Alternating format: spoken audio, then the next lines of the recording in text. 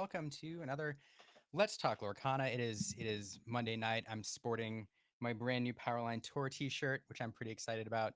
Um, gosh, some of these weeks, I don't know about you all, but I am shocked at how fast they go because I do feel like we just did a show, and then you come off of them, you're on such a high, and then I feel like I blink and it's the next week, and we're here talking again. Yeah, so it's been a fast week.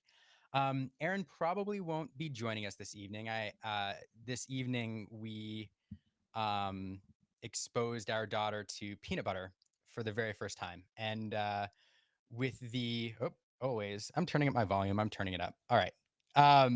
With the prevalence of allergies and peanut allergies and tree allergies these days. That's always an emotional experience for new parents. I'm told, when you're and it was, exposing them to allergens and then waiting to see. So, yeah, so Aaron's off observing, making sure that we don't have something terrible happen. So, I think I'm solo flying or piloting this craft tonight until we get our guests on board. So, but it's been a wonderful week. It's been a lot of news. I mean, we had the comprehensive rules drop, and then we're still talking about Lorecast and some of the things that came out of that, the news, including Lorcana challenges and the 2 game format or best of 2 or whatever we want to call it. So many debates going on this week. We learned some things. I'm excited to talk about it. So let me tell you where we're going with our show tonight. We're going to bring in two fantastic guests. We've got Googly Glimmers, who's back again, and I'm spoiled the surprise. He's going to be one of the folks. Just said it. Got to get Marco in here. He's going to be one of the folks we're talking to, and then we're going to bring in Marco, who's been on the show many times before, but he's an organized play manager at our local game store. Just ran a really cool event this weekend, and I'm excited for him to talk about it and tell you all how it shook out. It's a fun way to play Lorcana, and I'm kind of excited to share the results of this event with you all. Then we're going to look at some Googles, and we may have a surprise guest or two, or maybe not. But we'll have some surprises, rapid fire questions. So we got a lot to talk about, and I'm excited. As always, thank you all for joining us. If you are here, feel free to post questions in the chat. We like to highlight your comments and interact with you all. And if you have any rapid fire questions for us or any insights, or whatever, feel free to share them. If you have thoughts on what we're talking about, especially the 2 game format, I know most of you do. Feel free to share them, and we'll get to you and we'll try to highlight them. So it should be a fun show. But without further ado, welcome our first guest. It's the Googly Man himself. Yep, here I am. Hey, welcome to the show again. It's always fun having repeat guests. Thanks. Thank you for having me. Thanks for being willing to come back. How was your week? It's been good. It was the last week of school before spring break, so it was a bit hectic until the weekend, and now I'm just recovering. Oh, that's right, because you're a teacher, right? Yes, Yeah. What do you remind us again? What do you teach? What age group? I teach second grade, so I teach everything to little ones. That's awesome. Um, that's awesome. No, I can imagine that spring break must be a kind of allow you to decompress a little bit. 100%. Yep. Yeah, I said on the chat we were gonna dive right into the 2 game format here. We are waiting for Marco to jump in. It says waiting for host. Ah. So before we do that, I do want to jump into the 2 game format, but first, maybe let's skip a beat, and I'm going to do something I said we're going to do later. Let's talk about the comprehensive rules My that my just bread dropped. and butter. Your bread and butter. So, for those who don't know, like, you don't just Google Glimmers, although that's probably what you're best known Probably for best because known of your for, yeah. yeah, because it's amazing. And we'll show you all some of those later. But you've also, I don't know if I realized how much of a rules aficionado or how much you dug into the technical side of the rules until very recently when you were posting some really insightful things about the comprehensive rules and I was like, wow, this guy knows his stuff, which is why you're on multiple shows this week. Um, but I'll talk I've got about some this stuff. thoughts. But I wanted to ask you first as kind of the expert, and I don't want to steal the thunder of any other shows that you may be going on, so we're not going to go too deep. But I am interested in if I had to ask you, or if I ask you, what are your like 2 or 3 biggest like aha moments or things that you biggest takeaways from the rules that we saw? What would you say? Well, we kind of had a joke in the rules channels of the Discords about how challenging is a 7-step process. Um, we now know it is an 18-step process. So that is probably the biggest takeaway, or at least an 18 rule process. An 18 rule process. 22 if you count the location stuff I as well. guess I kind of skipped over that, honestly. I read through them and I guess I didn't realize that Yeah, wow. yeah. What are the That implications of that? Well, it's important because we have known for a long time that there are 2 windows for resolving triggered effects inside of challenges, which is the only place in the game where it's not do everything and then resolve everything.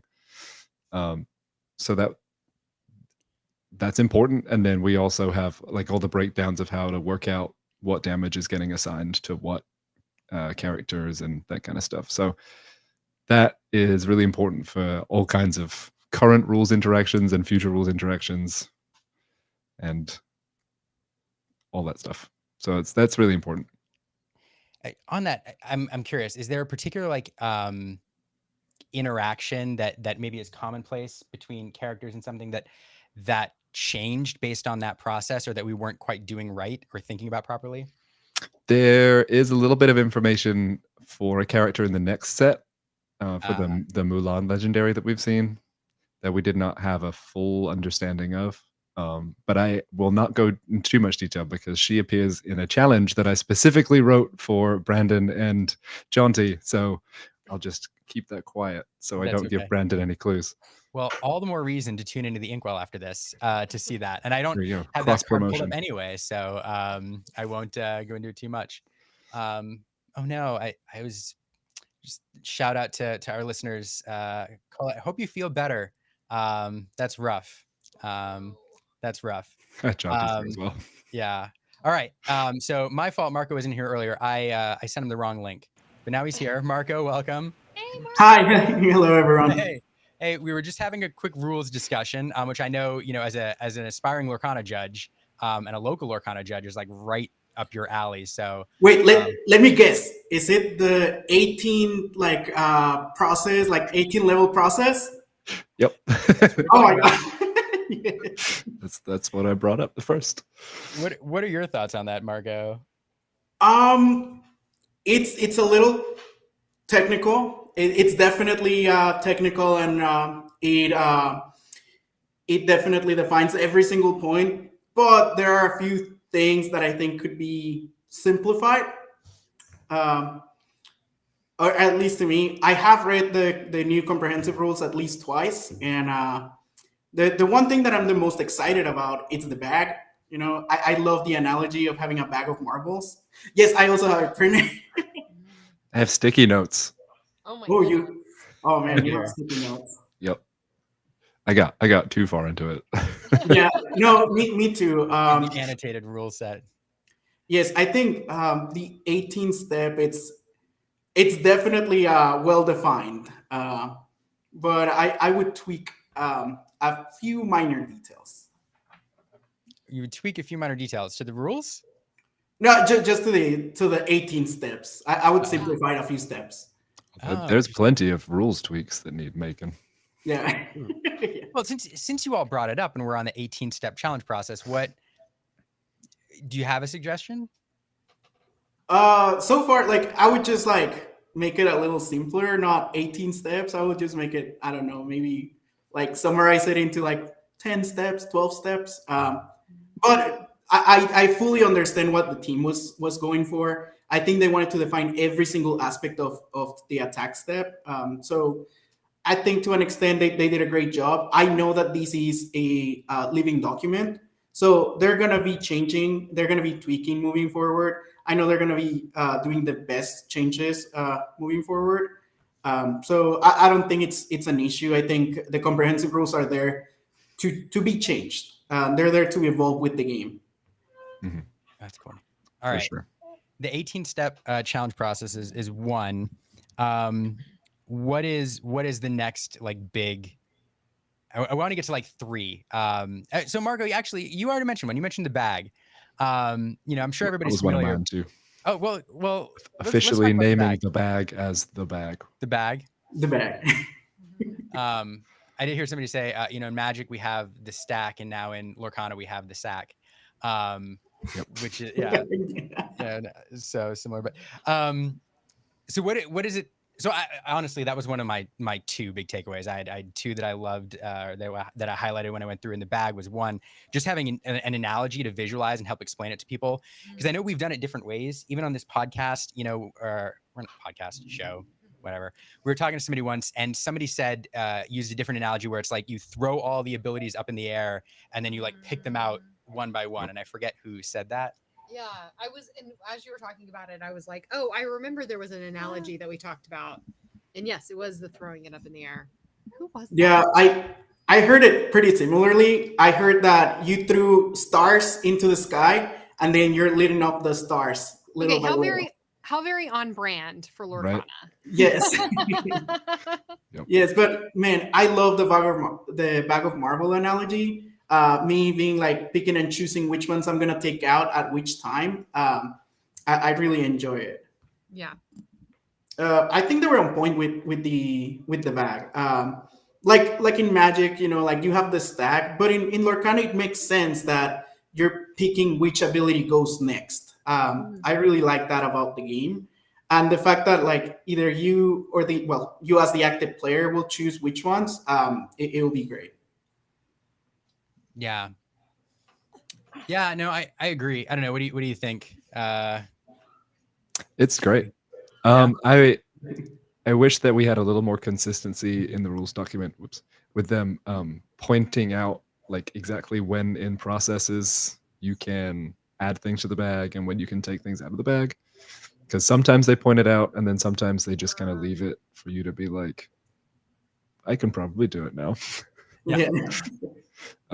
So that needs a little more clarity, but overall, I do love the bag. It makes for a lot of fun ways to resolve things that if you had to stick to a specific order of resolution would otherwise be really boring. But you can shake it up and make things more fun by doing them in a funky order. Yeah.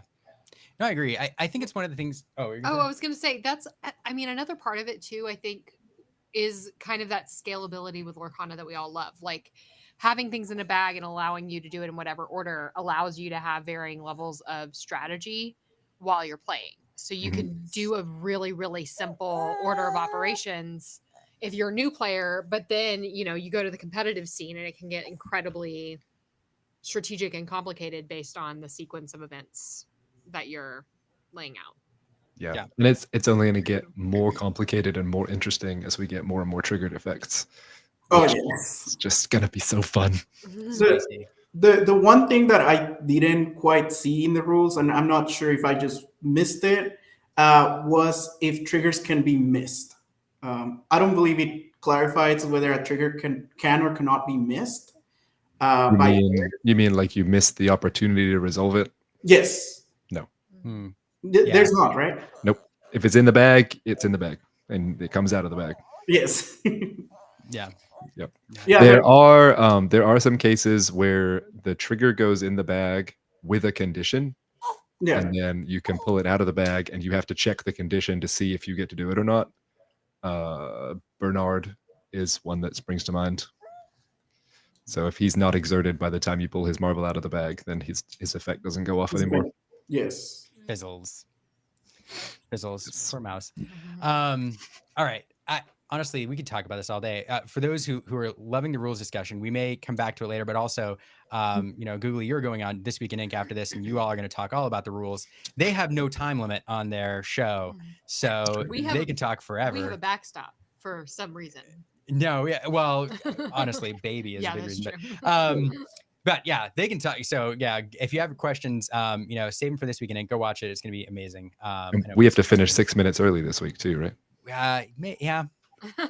Yeah, we do owe them a credit. All right, I do want to transition. I do want to get into best of two or 2-game format or whatever we're going to call it. But first, Marco, one of the reasons we wanted to chat with you this week, you all had a really fun event. And this week, because I know you're really excited about other formats. We actually had you on a show a while ago to talk all about all the different formats. And one of the ones that you were excited to talk about was a 3v3 format, which you decided to just, pull the trigger on and start an event and see how many people came. You ran it this weekend. Tell us how it went. It went fantastic. I don't think we could have run it any better. So there was 12 teams total registered, 36 players. So each team was three people per team. All of the teams had to play all 6 inks in the decks. So and then they were paired 1v1 games against the opposing team. Players loved it. Players really liked the challenge of coming up with deck ideas, to coming up with the rock, paper, scissors that they were going to bring to the table. And players absolutely loved it. I heard nothing but good comments about the event. They were super pumped and super excited to play with their friends. And I think that's what made it the most special. That it's you playing with your friends and you teaming up with your friends against other team. At the end, we did 5 rounds, cut to top 2. So the top 2 teams battle it out. Actually, they ended up splitting the pot. But super, super fun. Everybody was, on the brink of making it to the top 2 players. And at the end, I had the team of Hal Brandy, I got it right here. Boom, boom, boom. Yeah. Oh, there you go. I jammed this out, Marco. You sent this to me like an hour ago. Oh, I know. Canva Ninja. So I had the top 2 teams and then the top 4 teams. And one of the top 4 teams, it's, one of the usual suspects, Aaron Rubin. He has been topping all the Lorcana 1Ks in Texas. And I honestly thought he was the favorite to win the event. His team was the favorite to win the event. But we got some surprises, and I really enjoy that. It seems like it was a rock, paper, scissors. It came down to which deck you were paired against. So it was pretty cool. I know the top 2 teams ended up running the exact same color combinations. But if you see the decks, they're different. They were built fairly different. And I got excited while going through the deck list and seeing which cards they chose. I got excited because even though they were the same color combinations, they were completely different decks. The decks were trying to do different things. One of them chose the aggro route. The other one chose a little more mid-range route. So I got super excited. I got super excited to see that you could come up with even if it's the same color combination, you can come up with a different deck from other people. So the format was fun. Everybody had a great time. And I think we're going to run it again. I think the event was a success, and we're going to run an event again. Likely, we're going to wait a little bit, probably until Ursula's return comes out. That way, we can spice up the format again. Yeah. Well, we were bummed we didn't get to participate this time around because it sounded like a lot of fun. What I love about this, so one, I do love the idea that you get to play with friends and you get to deck build together and problem solve a little bit. But I do wonder how much this forces diversity in the meta, because when going into this, I thought you'd see one of 2 things happening, honestly. One, that there'd be such an obvious combination of colors, a 3 deck combo that was just so good that everybody would pick it. Or 2, you'd have maybe 2 decks that were very good, and then one off-color deck that you don't usually see in the meta that they forced together, and then had 2 dominant decks. But you don't see that at all. There's just such a diversity of possibilities in this meta. I think out of the 12 decks we see here, which are the top 12, there's 8 different ink combos, which is pretty incredible. And they're all viable competitive color pairings. If I mathed wrong, somebody let me know. I was going to say, I think you might have. No, maybe no, I did not. Or did I? Yeah, so I truly believe I don't think I mathed wrong. I truly believe it came down to a rock, paper, scissors, where you ran 1 aggro deck, 1 mid-range deck, and 1 control deck. Whatever flavor you choose out of those, it's up to your team. But it seemed to be 1 control, 1 aggro, and 1 mid-range. It made it super, super interesting to see all the matches. I was head judging the event, so I saw a bunch of different interactions that I enjoyed, and some cards that I did not like see in any other decks. So there were a few cards that stood out to me, like Baboom. Like that one was like, oh, I haven't seen it being played, but like, hey, they're giving it a try. So I think it was really fun to see all the teams come out, and hopefully for the next one we have even more teams. I know teams came, like we're in Austin, we're located in Austin, Texas, and we had teams coming in from Dallas, like as far as Dallas. So it's a 3-hour drive. So I'm really happy that players decided to come out for the event. Yeah, me too. Looks fun. Googly, what do you think about this format? It looks awesome. I'd love to get the opportunity to give it a try someday. I don't. My local group, we only probably have about 16 regular players, so we'd have to really advertise it to get enough, I think. You'd have to. What you could do is, well, advertise it, or like, if that 16 group is get 12 people to sign up and then draw names out of a hat and assign teams randomly, and then be a fun little thing. Yeah. I don't know. I think it's great. So we're definitely gonna, Margo, if it's okay, we'll post these deck lists in the show notes. And Absolutely. Oh, that's awesome. And I also wanted to highlight, there's a couple players here. You mentioned Aaron Rubin. He goes by Lorcana Bro, and he's started making content. He's a pretty good player to follow. He's been doing very well. Hal Brady is another individual. You can follow him on Twitter, and has been posting stuff about Lorcana. Very good player, and has started making, or is thinking about making, content as well. So it's another player you can follow if you're into that sort of thing. And if I missed anybody on this list, I know there's some other people in the chat here who played in this tournament. If I missed anybody who's present on social media and who people can follow, send me a note, let me know, and we'll highlight you in the show notes. But we have a pretty good scene down here in Austin, and a lot of very good players come out to play these events. So everybody who finished, in the top here should be pretty proud. It's a pretty competitive pool. Yes, I was especially proud of the Amber Fox, Tom Catwell, and Nicole Catwell. They're friends. They play locally, and I was super, super proud to see them in the top 4. I think they were really surprised to make it to the top 4 themselves. They were super stoked, and I shared their joy whenever they, judges are impartial during the event, but once the event was over, I was like high-fiving them. I was like, guys, that's a great achievement. Like, it's all yours. Like, I'm proud of y'all. That's awesome. Yeah, was that a husband and wife team there too, or brother and sister with Caldwell's? Oh, that's awesome. Yes, it's husband and wife team. So, the fact that they get to play together along with a friend, it's super special. I love it. I love it. We'll move on, but I just want to say this is a fantastic way to both play as keep the competitive spirit, the one-on-one competitive spirit that a lot of competitive players, casual players like, but then to bring in a team element to it, and to be able to craft decks with your friends and build a pod or a team that you think functions well together, kind of that mix of aggro, mid-range, control, and then just make a team sport out of an individual sport, as it were. There was another aspect to it. So we assigned, or they assigned letters to their teams, right? So you have player A, B, and C, and that stayed throughout the whole tournament. So it was interesting to see how they strategize on which player they moved to the B seed.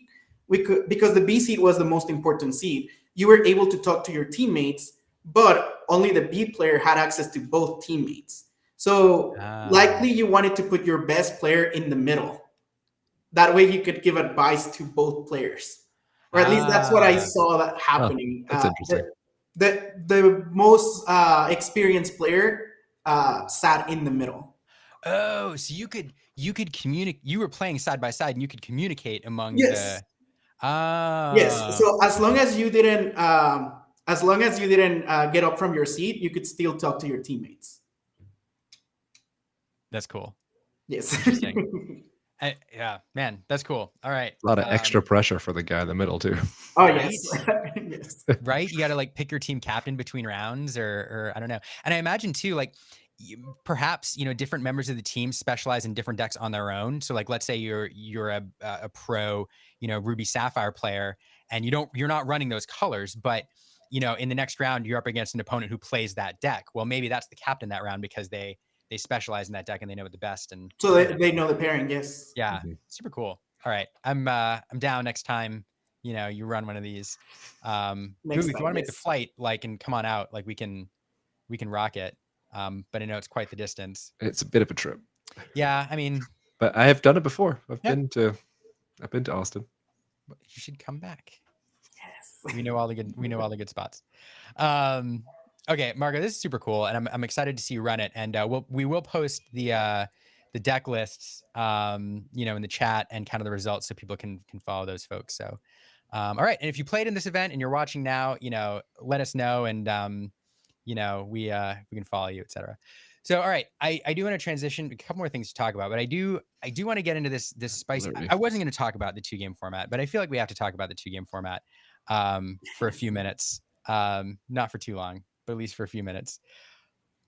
I have thoughts, and I will say I know we've been having this discussion for weeks, but I feel like the situation continues to evolve as we see people try it out, as people experiment with it, run the math. So every single day, we're learning about a little bit more about the implications of this format. So I think it's worth another visit.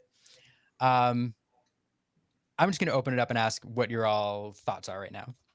Where is your thinking now on this format? I haven't played it yet, so and my thoughts are just from reading other people's takes and kind of the detached academic thinking about it, I guess. But For me, I think again, it sounds good. Yeah, for me, I'm on the same boat. Haven't had a chance to play it. I'm also kind of curious if they're gonna give us the opportunity to run it locally. Right now on Melee, which is like the official tool that we use for Lorcana events, there is no option for best of 2 or 2 games. But I've heard some really spicy takes on it. Yeah. Yes. Yes, I've had a lot of questions about them, especially because people gravitate to the judges and say, "Hey, how does this works? Or how is this gonna work?" And I'm like, "Oof, not sure, but I can give you my best guess about it." Yeah. Interesting.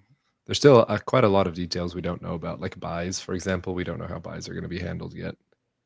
Buys, or let's say for whatever reason you ended up drawing, you just play one game and that's it, and you draw the A game. full 50-minute time match. Yeah. I mean, control matchups, I guess that Yeah. could happen. I think that would just be 0 points, because Rochelle has said that a game that doesn't finish earns 0 points. So if you don't even finish the first game, I think you would just get nothing. 0 points. Yeah, I think so. Well, yeah, there's a lot of unknowns There's Rochelle.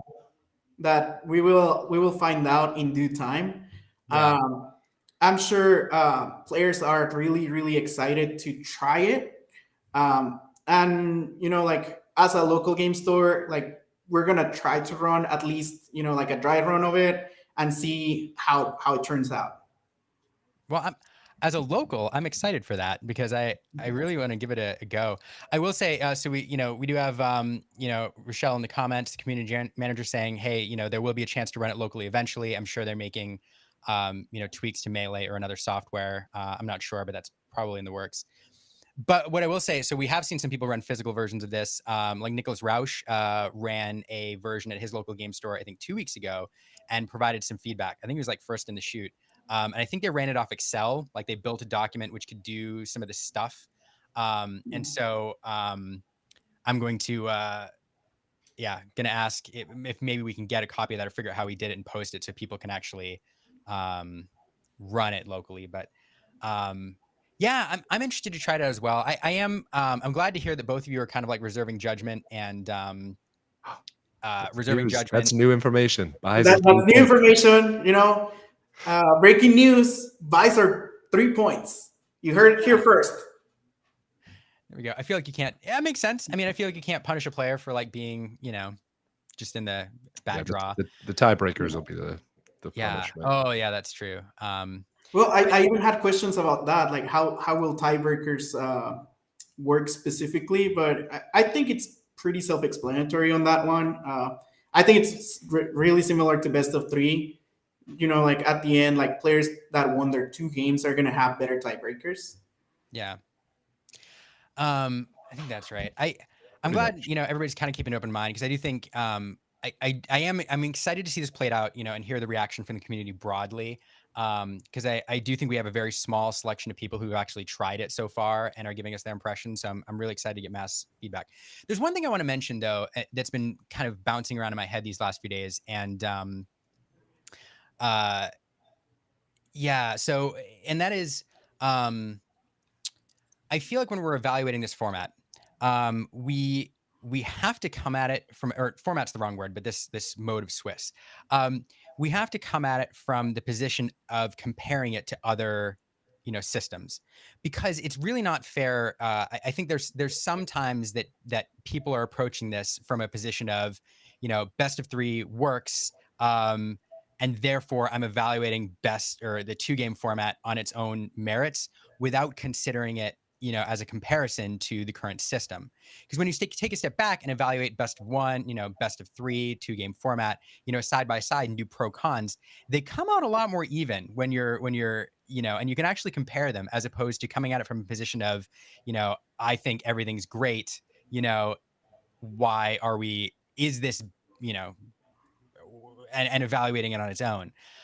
The other thing I want that have been mulling around, and the comments are going to shoot me down, because I'm interested to see your people's take on this, is I do see people tossing around a lot this idea that, like with the bonus point, you could have people who win more games finish behind somebody who wins fewer games, because of the 2-0 split. And so there are games that it's not quite right. In the best of three system, the same thing happens, because you can have people who throughout the day are winning, but maybe winning 2-1, or maybe they're losing rounds, but they're winning 1 game out of the rounds they lost. They're always going to 3 games.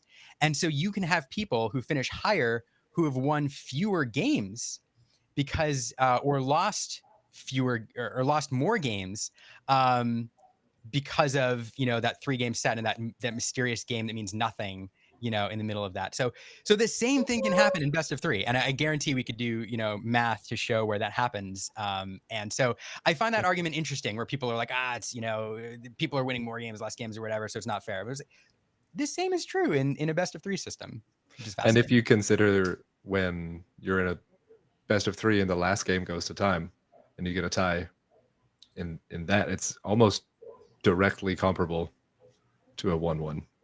Yep. Yes. Yes, absolutely. I just saw that the comment that says the tiebreaker. Like that was a perfect answer. Thank you.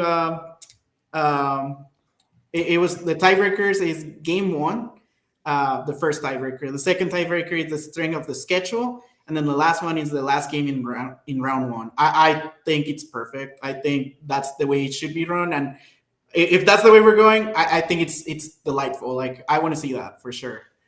Yeah.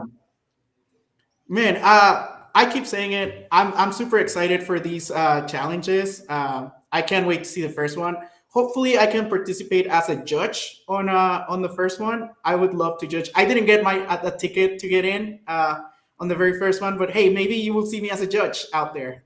I'll be super I'm stoked. hoping for the same thing. I also Yeah. missed out. Well, we'll hope for the same for both of you. So, PPG or whatever tournament organizer running it over in the UK, if you're listening, get some folks here. Yeah, no, that's great. Yeah, I don't know. I just, I would just say, my kind of closing thoughts is, I've had opinions, and I've posted some opinions online about, terminology and best of two. And it's because I think this is a conversation worth having. Everybody, based on their experience with TCGs, is going to come at, a change in the Swiss format that they're used to, from a certain position, from an established position, whether they're in favor of the current system or not. And that colors how you see it. And so having this discussion and hearing viewpoints from different people and gaining some empathy about how others view the system, whether they like it or they don't, I think is valuable. And I think it can even change some minds. And I myself have had, my perspective on this changed, a few times around the margins. But I do think that we should continue to have this discussion to try to, help people empathize and learn and understand it. And So I appreciate the discussions that have been going on, but I do hope everybody keeps an open mind until we actually see some, big events play out, especially the Lorcana challenges. I think that'll tell us a lot. There's one thing I will say though, and I think that, and people can correct me if I'm wrong, but out of the test events or the events that we've seen run, I don't know that anybody has come back and said, hey, this system has not identified the best players that day. I think the consensus generally is that the best players on a particular day are still ending up in the top cut, except perhaps like the bottom 7 or Right at 8. the bubble. Yeah, the the bubble. bubble. I think the bubble changes just a little bit in some scenarios. But overall, I think I haven't seen any feedback from people who says, hey, this person made it who absolutely did not deserve to be in there, or this person was a shoo-in and they didn't make it, and that's a travesty. So from what I saw out of like the weekend results, it actually made the complete opposite effect. Like it really denoted the best players. Like you can really tell who were the best players in the format, or at least like the top 4, the top 6. You can definitely tell like, oh well, these guys dominated on the draw and on the play. So it must be because they're like the top notch. They're the top players. So I saw the one that Brennan DeCandio topped. So yeah, I was really interested on that. Yeah. The other thing I'll offer, now that you mentioned the event and everything, is there's also something that's missing whenever we do these mock tournament results, and we're like, oh, this player does this, and then this is how they finish. One of the things that this format or this system is designed to do is a lot more quickly identify, separate people into strong, mid, and weaker players on that day, and then start assigning people based on strength. Whereas with the best of 3 system, you have, luck of the draw, who you face first round, and then you cut to like, 50% of the field is winnowed down into, winners and losers, and the poor, saps who drew. And then, it matches you up. It's kind of random as to who's there. And eventually you get to the point where you're like, okay, these are the top players playing each other, and they start winning down. But this system is designed to a lot quicker, because of the different points you can earn, identify where people are in the day, and then start matching them accordingly. So if you have a player who goes like 2-0, 2-0, 2-0, that player has gone 2-0, in that third round against some pretty strong players. Yes. And that matters.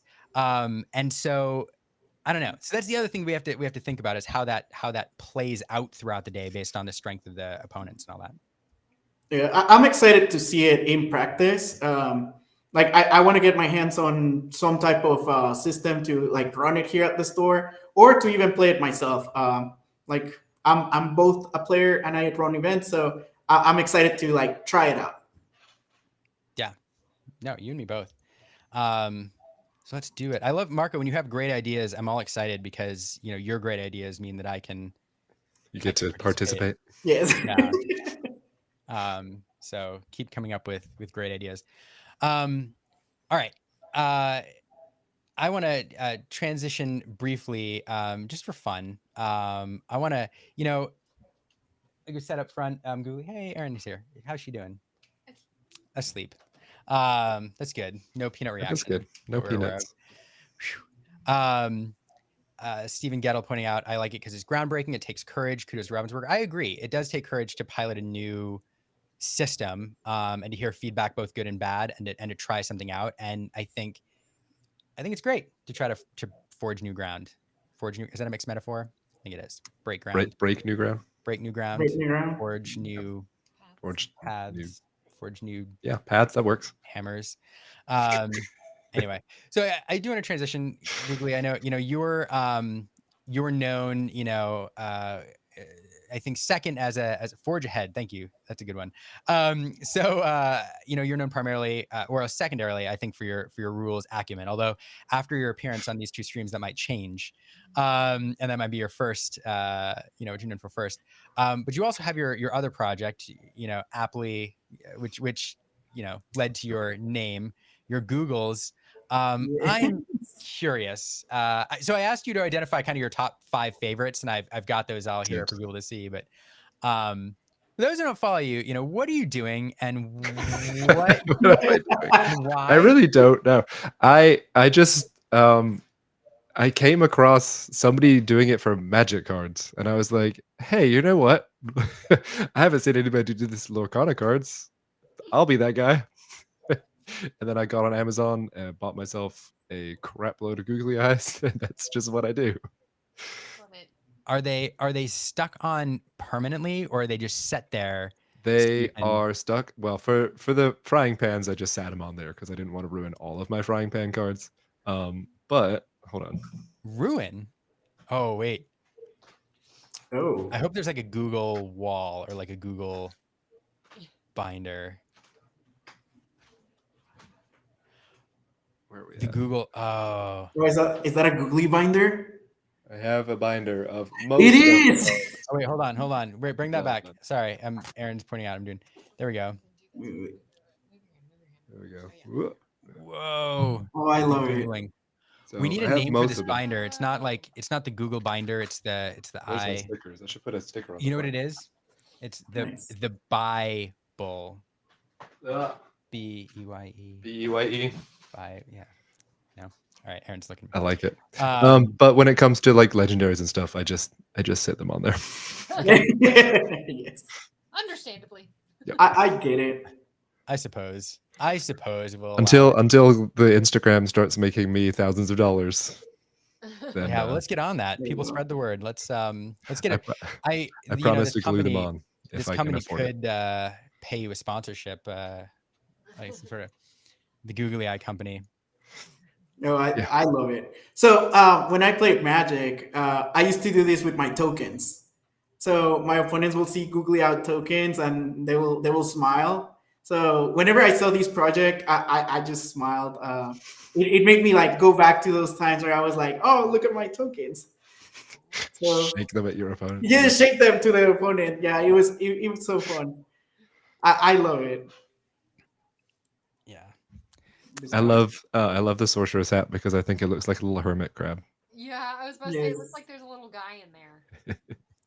Yeah, this is much better from the binder. That's so much better. Okay. Without any connotations. I love it. The binder. You have to write that on the front now. I do love this one too. Yep. I love, same with the frying pans. I love giving the inanimate objects like life. Yep. I don't know. That's I fun. like this one. The frying pans one reminds me of Soot Sprites from Yes. Studio Ghibli Yeah. movies. Yes. From Ghibli. Yeah. Yep. That's yep. And now I'll never see the frying pans the same way again. We should all have a googly frying pan. Yes. This is fun. Do you play with your googly cards? Have you ever like? Oh my god. I do not. They don't stack very well. Yeah. So Oh, this is amazing. Oh, that genie looks so cool. I got a kick out of this one because at first when for the brief instant when I saw it, I was like, oh, why is it so small in the oh. Stuck in the box. Yeah. I think this is the first one that the artist of the card saw on Instagram, maybe. Certainly one of the first ones. I think she commented on it. That's funny. I have it on pretty good authority that a bunch of the artists have seen your stuff and have gotten a kick out of it. So I love that. That makes me it's, real happy. yeah, it's pretty funny. This one's great. The prop, like the staging is just delightful. Yes. All right, let's move on to the next one. Oh my gosh. Yep. Wait, so these are just set on? These ones are just set on. Yep. Oh, man. Okay. Sorry. I know he's not a super expensive legendary, but even still. Still a legendary. Exactly. I suppose, but as your fame continues to grow, these are going to become Collector's items. collected. In fact, I bet you a googly glimmer is probably worth more than a non-googled glimmer now, especially with the one of one. That's true. This one right here is really a 1 of 0 because it doesn't exist anymore. That is fair. That is fair. The detail that makes this two things. One, how you've changed the Google eyes based on the distance, based on the scale, to give that sense of depth, and then 2, the single eye hide your head in the back. He's looking sideways. You can only see one of his eyes. Yep. Yes. I don't know. Do you kind of start a Google like this one, kind of knowing where you're going to go with it, or do you just kind of like start playing around and figure it out as you go? The ones where it's just a character are pretty easy. Sure. It's mostly just picking the right size of eye. Mm. Yeah. The inanimate ones tend to take a little bit longer. Mm. And they're that much more hilarious for it, I think. All right, this one I love too. Aw. Yeah. Oh my gosh. His reflection is so good. Anything with googly eyes is just cute to me. Like you could be the most menacing card in the game, but if you have googly eyes, you're just cute. It's true. Yep. The goat with Google. The goat. Oh, a Google goat. Yeah, Googly Goat, most menacing card in the game. Yes. It's true. A Google goat. I suppose. I have one more that I found and mocked up or grabbed because I thought it was funny. Just speaking of inanimate objects. Aww. It's a dingle hopper. He's just a little guy. He's just Yep. a little guy. Yes. They're just hanging out. Yeah, there's a story to be told here. But Wait, anyway. is that a Forky reference? Oh, it could be. Oh. Maybe. Maybe. Forky, first Pixar character in the game. Yep. Mm. Here he is. What happens when we get Judge Doom without his glasses in the game? I will Wow. put googly eyes on him just like I did to Morph, and it'll still be better. Still. Nima wants to know Googly Gontu. Have we seen a Googly Gontu yet? I don't believe so. That's a travesty. For a Googly Gontu, would you put the Google eyes on the Gontu? As in permanently. As in permanently. No, So I don't have enough copies of Gantu Oh man, Oh. to dedicate one permanently. I forgot. Not all of us have 32 I was about to say, copies. Liam might be able to fix that problem for you. Yeah. But yeah, the next step is like whenever you do a judgment, a judge call, you hand them a signed googly-eyed copy, and like here you've been judged. Yeah. That's- And found well, googly. It sounds great, except then you have everybody in there just calling judge calls just for Oof. Just for the signature. Just for a googly. That would definitely happen. Yep. yeah. Yes. Do Googly Glimmers fit in regular sleeves? Or do they have to be unsleeved? They do, but not comfortably. Got it. I do want to see a googly deck now. An all Googly deck. I did the googly booster pack. That is true. You did. I Google it would be quite the you'd have to build like a custom, like some sort of Like a little holder. stabilizer to keep it going, and then you'd have to layer the Googles in such like with top and bottom so the cards wouldn't tip over, and it'd be quite the undertaking. Yeah. One day. Maybe. Crazy. Maybe. Like this is where my head goes. Maybe if I get really bored in summer break. There you go. All right. I need to we have some rapid fire questions to answer to kind of close us out. Oh boy. Yeah. I have a question for the chat. Okay. Is Go, it Marco. okay if I throw it out there? Yeah. Have you guys found it difficult to find stores hosting store championships in your area? I know here in Austin we have about 2 to 3 stores hosting it, and I thought it was fairly few for how big the area is. But I don't know. Maybe the chat has a different perspective on this, or maybe you. I have about 5 or 6 within an hour's drive, Jeez. which I think is pretty good. I am signed up for 3 of them. Ah, nice. Nice. So I've got a Saturday and a Sunday, and then the following Saturday. And I think I'm probably just going to take the other Sunday off. That's a good mix. Shoot it back to back is that's a drain, but Yeah, well, that Saturday there's several on the 20th where I am, and then there's one who have decided to start at 7 p.m. on Saturday. Ooh. 7 p.m. Are they- you're I probably am trying to get thinking the crowd that like that Wow. I don't think that's going to go drops. very well.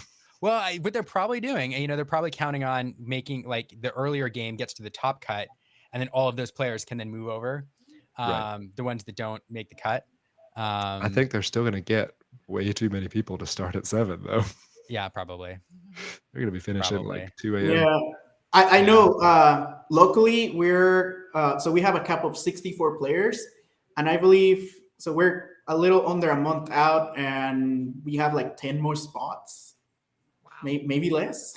That's awesome, Marco. So yeah, it's filling out super quick. Yeah.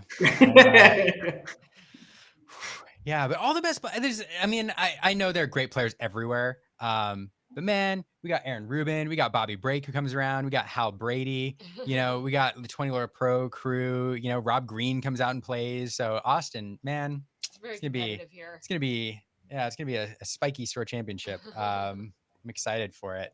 It's gonna be epic.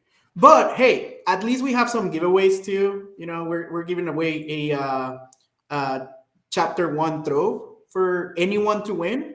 That Wow. one's up for anyone to win. So maybe you get lucky and you win that one. That would be Yeah. pretty sick. All right, that's a nice raffle And prize. the top 10 spots, or the 10 spots are. Yeah, that's there they go. If you're in Austin, sign up Game Castle, and you could win a trove just by showing up. You'll Yes. for sure win a good time with some amazing people. So that is your first prize. So go check it out. Yeah. Rapid fire questions. Oh yeah, rapid fire questions. All right. Let's do this. All right. So we polled the audience here. Margo, you are getting some answers in the chat too. I've been highlighting them. So I've been reading them. Yeah. I'm really happy that everybody has seen a good amount of championships around their store, their homes. yeah, it seems to be good. And I am excited. I am surprised, even in our area, there's some stores that carry Lorcana which chose not to apply, and that surprised me. So I thought we'd have a bunch, and we have a little bit fewer, but still we have a decent number. So I'm grateful. All right, rapid fire question. So if the chat wants to throw any of these out, any other questions, you're more than welcome to. We're gonna go quick. I asked people for like yes or no questions or 1 or 2 word answers. The first one is I'm actually not going to ask it in the form it is. I'm going to ask, what is the best enchanted location? Is White Breezy watching? No, okay. I don't know. Pride Lands. Pride Lands? Okay. Hakuna Lorcana will be excited to hear that. Margo? I concur. Pride Lands. Oh, interesting. Yeah, same. Oh, wow. I'm sorry, Cusco's Palace is just too far away. It is. It's too small. Highlands is just so pretty. To me, Cusco's Palace looks a little similar to the non-enchanted card. I know it was not on purpose because how could it be? But That is true. A lot of so actually it's funny. I just saw this in comment from Brandon. I was gonna say Bell's House. And the reason is because it gives us kind of a glimpse as to something we don't see terribly much. Like I feel like I'm exploring a new place where I can see Pride Lands and Cusco's Palace in the distance in the game. I feel like I'm in a new area. I don't know. I like blue, the color blue. So So Hakuna Lorcana, thanks for the question. And you have a lot of Pride Land fans here. So Bell's house is creepy. You're just um, gonna summon some person's house and just go chill. That's rude. oh, she invited you. Did she? Perhaps. It's like the haunted card in the. She's not there. Let's talk about. Well, not in the frame, but she's probably right off on the side making tea or inventing something, to help you out. Anyway, all right. Yes or no? Amethyst is the best ink in the game right now. no. No. I think no too. Interesting. I can answer which one I believe it's best. Deal. Steel. Interesting. But then I play Steel, so I'm gonna say I'm biased. I'm gonna say yes. And I know Steel is the most prevalent. I know Steel has the removal. And this came from Rebecca the Illuminator, by the way. I love card draw, and I love card draw. And I mean, there's a whole new world. That's true. That's a fair point. That's That's fair it. point. I think Steel. Steel can draw the most in one go, so there. Yeah, Yes. I think that's true. I think Steel is probably the most popular answer, but Well, interesting. it's so I like Amethyst. versatile. Like if you think about like the number Yeah, of meta decks out there right now that have steel in it, like it's all of them. yeah. All of them. Yeah. I mean, except for those like Ruby Amethyst players. So, Everything like, except the Mufasa roulette decks. That's it. Yeah. Mhm. Okay, so Steel is the consensus here. Hey Tom. Tom, if you're in the game store right now with Marco, that's awesome. Right, he is. Hey, Tom. All right. All Should right. come wave through the window. Ready? Disneyland or Disney World? Oof. Disney World. Honestly, that's the only one I've been to. I tried to go to Disneyland, but I got my dates mixed up, and I couldn't really like make a reservation in time. I would love to go, but Disney World at the moment. Interesting. I can't afford tickets to a theme park. I have to buy cardboard. Oh, that's fair. That's fair. What about you, Liam? I think I know what your answer is. World. Yeah. Much more to do. I love the history at land, but much more at world. Aaron? I'm really conflicted. I want to say world because that's where or land. Sorry, I want to say land because that's where I grew up. Like that's where my dad took me, and that's like where my love of Disney started. But world is the first place I took you, Oop, I'm and so rolling away. like I got to experience your first Disney at Disney World, and therefore it's special to me. Where's the new Tiana's ride at? That looks really cool. That's Land. World. Okay, Well, I vote for that one. Maybe both. Yeah. Maybe at both because they shut down Splash Mountain. Yeah. Splash Mountain Oh, not a thing anymore. All right. Which is better, playing Lorcana or collecting Lorcana? playing. Playing. Yeah, I guess. I Playing. do love collecting, but I really like sorting cards. I'm I also on team do playing. really like sorting cards. I also love split. collecting. I'm a huge collector, but playing is what gives the cards like the emotional attachment, that you get to the cards beyond just the look. So, yeah. Sorting cards is like my meditation at night. If I had pulled any Inklands Enchanteds, maybe I would have voted for collecting. Well, Aaron, I have a really massive community box behind me. If you want to sort cards any day of the week. Hey, you know what? I will shoot you a note on Discord because I might be there. Yeah. Pull out all the puppy tail waggers from that box for me. Because that 99 puppy deck is still coming along. All right. Still a ways off. Snapquester Mage, what is your favorite character currently not on a card yet? Charlotte from The